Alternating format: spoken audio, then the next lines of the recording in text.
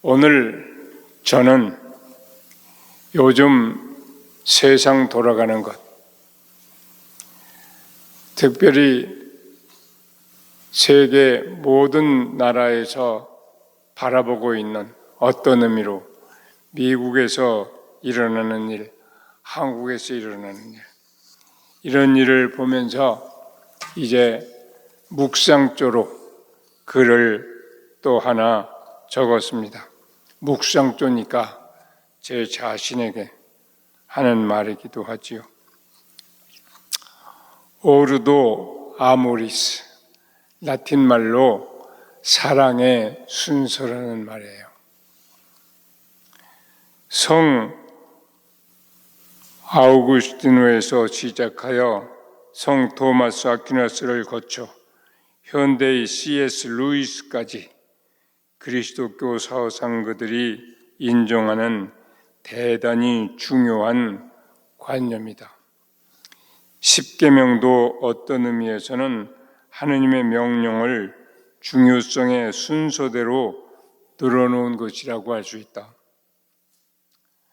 그래서 먼저 첫 세 계명은 하느님과의 관계에서 명심해야 할 것에 관해서 말하고, 다음 7계명은 사람들이 서로 간에 명심해야 할 것을 두고 말한다.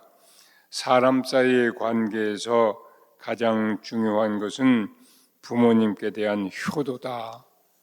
자기 생명의 뿌리니까. 그 다음 타인과의 관계에서는 주로 해서는 안 될 일들을 두고 말한다. 이렇게 그리스도 신앙인에게 사랑의 순서는 중요하다. 두 번째, 자국 우선주의. 그런데 미국 트럼프 행정부의 부통령인 가톨릭 신자 벤스가 이 원칙을 앞세워 극단적 형태의 미국 우선주의를 밀어붙이고 있는 트럼프의 정책을 그리스도교 신앙적으로 정당화하려 드는 행태에서 사단이 일어났다. 벤스 부통령은 지난 1월 사회관계망 서비스를 통해 오르도 아모리스라는 가톨릭의 신학 개념을 인용하며 가톨릭 신자들은 비이민자, 곧 미국 사람들, 자국인만을 우선시해야 한다며 이렇게 썼다. 우리는 먼저 우리 가족을 사랑해야 하고 그 다음에 바로 옆에 있는 이웃 사람을 사랑해야 하고 그 다음에 우리 지역 사회를 사랑해야 하고 그 다음에 우리 나라를 사랑해야 하고 그 다음에 나머지 세계의 이익을 고려해야 한다. 많은 미국인들이 이에 동의하며 자선은 국내에서 시작한다는 정책을 지지하고 나섰다. 프란치스코 교황은 벤스 부통령의 오르도 아모리스가 공표되자마자 곧바로 미국 주교들에게 보내는 편지를 썼다. 지난 2월 10일자. 이 편지에서 교황은 밝힌다. 저는 대량 추방 프로그램과 함께 미국에서 일어나고 있는 중대한 위기를 면밀히 주시해 왔습니다. 그러면서 교황은 그 편지 6강에서 자신이 이미 2020년 10월 13일자로 반포한 바 있는 해칙 뚜띠 프라텔리, 모든 형제들의 한 대목을 회상시키며 이렇게 천명한다. 우리가 증진해야 할 진정한 오르도 아모리스는 착한 사마리아인의 비유를 끊임없이 묵상함으로써, 즉 예외 없이 모든 사람에게 열려있는 형제를 구축하는 사랑을 묵상함으로써 발견할 수 있는 것입니다. 3. 착한 사마리아인의 비유. 누가 저의 이웃입니까? 짐짓 제가 옳다는 것을 드러내려는 속셈을 가지고 계속 말씨름을 걸어오는 율법 교사의 논쟁에 말려들면 세상 끝날까지 다퉈도 피차의 상처만 깊어질 뿐 결론은 나지 않을 것이다. 언어, 논리는 변치 않고 고정되어 있다. 정적인 것이다. 그러나 이야기는 그 자체가 동적이다. 계속 움직이고 성장하는 인간의 삶을 그대로 그려주기 때문이다. 예루살렘에서 예리고로 내려가는 길에서 인간은 움직이죠. 우주 만물 중에 움직이는 것이 하나도 없으니까 그냥 움직이는 것이 아니라 목적지를 향해서 가고 성장하고 있는 거예요. 인간은 성장하고 있는 거예요. 펜스뿐만 아니라 트럼프도 누구도 인간은 누구나 성장해 간다. 차츰 더 철이 들어간다. 그런 거죠. 예루살렘에서 예리고로 내려가는 길에서 강도 맞은 사람을 보고 비켜간 사제와 레위인, 그리고 그를 끝까지 돌보아준 사마리아인의 이야기를 들려주신 다음 예수께서 물으신다. 그러면 이 세 사람 중에서 강도를 만난 사람의 이웃이 되어준 사람 누구였다고 생각하느냐? 대답은 들어볼 필요조차 없다. 예수의 마지막 말씀은 더 이상 말로 따지는데 아까운 인생을 허비하지 말고 이미 알고 있는 것을 실천해라. 가만히 있지 말고 행동으로 옮겨라 하는 것이었다. 가서 너도 그렇게 하여라. 4. 한편 교황의 편지를 받은 미국 주교회의는 트럼프의 이민 단속을 심각한 문제라고 비판하는 성명을 내었다.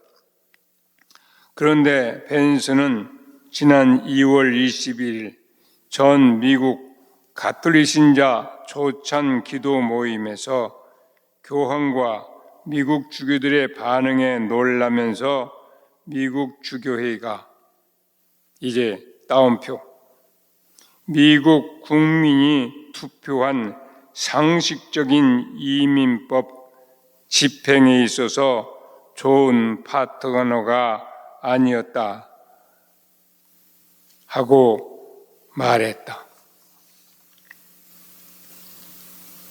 우리는 여기서 함께 깊이 생각해야 할 중대한 지점에 서게 된다. 이것은 단순히 벤스 한 사람의 생각이나 입장이 아니다.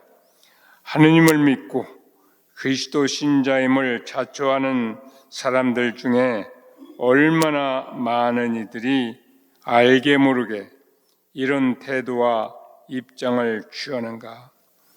벤스는 스스로 가톨릭 신자임을 주장하면서도 교황의 편지와 미국 주교회의가 발표한 성명을 읽고 나서도 미국 국민이 투표한 상식적인 이민법 집행에 미국 주교회의가 좋은 파트너가 아니었다고 말한다. 여기서 교황을 직접 언급하지는 않았지만 상황상 그 편지를 읽었음이 틀림없기 때문에 그의 이 표현 속에는 교황도 포함되어 있다는 것은 확실해 보인다. 그는 가톨릭 교회 전체의 입장에 맞서고 있는 것이다. 미국 국민이 투표한 상식적인 이민법 집행에 있어서 좋은 파트너가 아니었다. 얼마나 다행한 일인가. 만에 하나 그렇지 않았더라면 어떻게 될 뻔했나. 유다 임금이나 고관들, 사제들이나 지방 유지들과 함께 온 나라가 달려들어도 내가 오늘 너를 단단히 방배된 성처럼 쇠기둥 놋담처럼 세우리니 아무리 덤벼도 너를 당하지 못하리라. 내가 내 옆에 있어 도와주리라. 내가 내 옆에 있어 도와주리라. 야훼라는 말이 그렇고 임마누엘이라는 말이 그렇고 파라클리토라는 말이 그렇고 예수아라는 말이 그렇고 예수라는 이름이 바로 그 뜻이니까.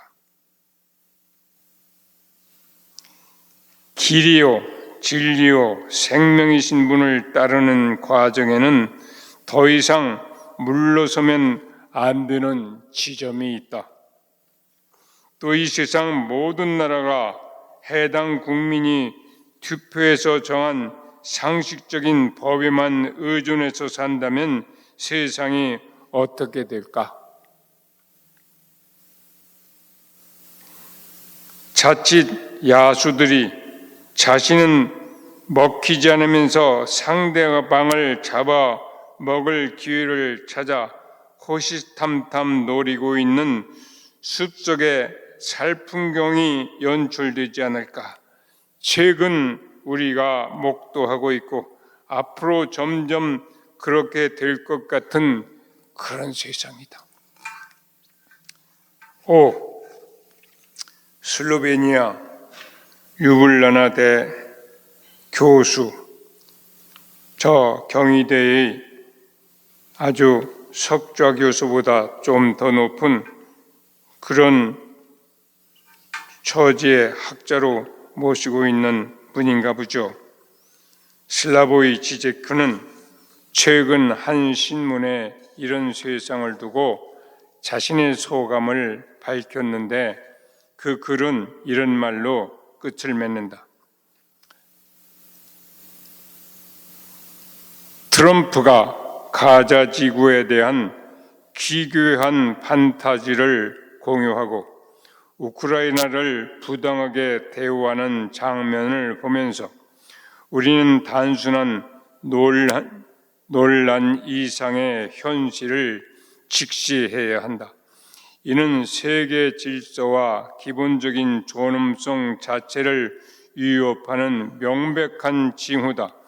권력이 존엄을 상실할 때 희생자가 되는 것은 인류 그 자체다. 나는 이 석학의 논지에 공감하면서 결론 부분에 인류라는 말을 인간성 혹은 인간 존엄성이라는 말로 대체하고 싶다. 우리가 인간이기를 포기하지 않는 한 우리를 둘러싸고 조여오는 이런 식의 흐름과 압력에 말 그대로 인간성을 걸고 저항해야 한다. 자유가 아니면 죽음을 달라. 미국 독립전쟁이 한창 진행 중이던 1775년 3월 23일 패트릭 헨리가 리치몬드의 성 요한 성당에서 있었던 한 집회 연설 마지막 부분에서 외친 말이다. 이제 인류가 그 자유, 그 존엄성을 잃지 않으려면 어떤 대가를 치르더라도 그것을 억누르려 하는 세력에 저항해야 한다. 우리는 오늘날 인간으로 남느냐 아니면 짐승이 되느냐의 갈림길에 서 있다. 내 편에 서지 않는 사람은 나를 반대하는 사람이며 나와 함께 모아들이지 않는 사람은 해치는 사람이다. 성경은 모아들이는 영을 성령이라고, 해치는 영을 악령 혹은 악마라고 부른다. 6. 둘과 셋 사이. 세상에서 제일 허약하고 부서지기 쉬운 관계는 둘 사이의 관계다. 반면 세상에서 제일 강력한 구주는 둘에다가 하나를 더한 삼각형 구주다. 다만 여기서 이 세 번째 점은 둘이 딛고 있는 지점보다 한 차원 높은 곳에 있어야 한다. 아리스토텔레스는 그것을 초월적 제3자라고 불렀다. 두 친구가 서로 직접 바라보는 것은 사랑이 아니다. 함께 초월적 제3의 대상을 사랑할 때 두 사람의 우정은 지속된다는 것이다. 이 둘을 넘어서는 제3의 어떤 선, 어떤 좋은 것을 둘이서 함께 사랑하는 것이다. 함께 조국을 사랑하거나 진리를 사랑하거나 아름다움을 사랑하거나 그 무엇이 되었든지 제3의 좋은 것을 함께 사랑하면 두 사람들의 관계가 점점 더 굳건해지고 성숙해 간다는 말이다. 그렇게 할 때만 두 사람의 이기심이 극복되고, 아리스토텔레스는 이 초월적 선이 친구들을 자기 자신에게서 벗어나게 해준다고 말한다. 두 친구나 연인도 마찬가지고 두 젊은 남녀가 만나서 하는 결혼도 마찬가지다. 결혼은 단순히 서로 만나 하고 사랑하는 것이 아니다. 그보다 훨씬 더 신비스럽고 특별한 것이다. 창조주께서 둘을 위해서 설정하신 가장 좋은 목적을 향해 가도록 둘을 하나로 만드셨고 함께 손잡고 공동의 목표를 향해 갈 수 있게 하셨다는 것이다. 이것을 깨달을 때에만 둘은 혼인을 할 준비가 된 것이다. 이런 사상을 받아들여 미국 뉴욕 대주교였던 풀턴 신주교는 결혼에 필요한 세 당사자라는 책을 썼는데 제목 자체에 깊은 의미가 있다. Three to get married, 1951년에 나온 책. 결혼 당사자는 둘이 아니라 셋이라는 것이다. 두 남녀 그리고 그들을 뛰어넘는 전혀 다른 차원에 계신 하느님, 이 셋이 삼각형을 이루어야만 둘 사이의 관계는 굳건해지고 점점 더 성숙해 간다는 거다. 7. 그리스도인 누구인가? 교적부에 이름이 올랐다고 해서 다 신자는 아니다. 주일마다 교회에 열심히 나오고 꼬박꼬박 헌금을 한다고 해서 신자가 된 것은 아니다. 탕자의 비유에 보면 아버지 집을 나갔던 작은 아들은 돼지우리까지 전락했다가 확실한 아들이 되어 돌아왔는데 늘 집에 머물러 있으면서 아버지의 명령을 한 번도 어기지 않고 종과 다름없이 일한 큰아들은 여전히 종으로 남아있다. 예수께서 또 말씀하신다. 두 사람이 기도하러 성전에 올라갔는데 하나는 바리새파 사람이었고 또 하나는 세리였다. 바리새파 사람은 보라는 듯이 서서 오 하느님 감사합니다. 저는 다른 사람들과는 달리 욕심이 많거나 부정직하거나 음탕하지 않을 뿐더러 저 뒤에 있는 저 세리와는 근본부터 다릅니다. 하고 기도하였다. 이것을 기도라고 할 수 있을까? 자기 자랑 늘어놓는 일이 아닐까? 한편 세리는 멀찍이 서서 감히 하늘을 우러러보지도 못하고 가슴을 치며 오 하느님 죄 많은 저에게 자비를 베풀어 주십시오 하고 기도했다. 잘 들어라. 하느님께 올바른 사람, 죄 없는 사람으로 인정받고 집으로 돌아간 사람은 바리새파 사람이 아니라 바로 그 세리였다. 누구든지 자기를 높이면 낮아지고 자기를 낮추면 높아질 것이다. 이렇게 그리스도인은 어느 순간이든지 1등에서 꼴찌로 떨어질 위험 앞에 서 있다는 사실을 늘 마음에 새기고 살아야 한다.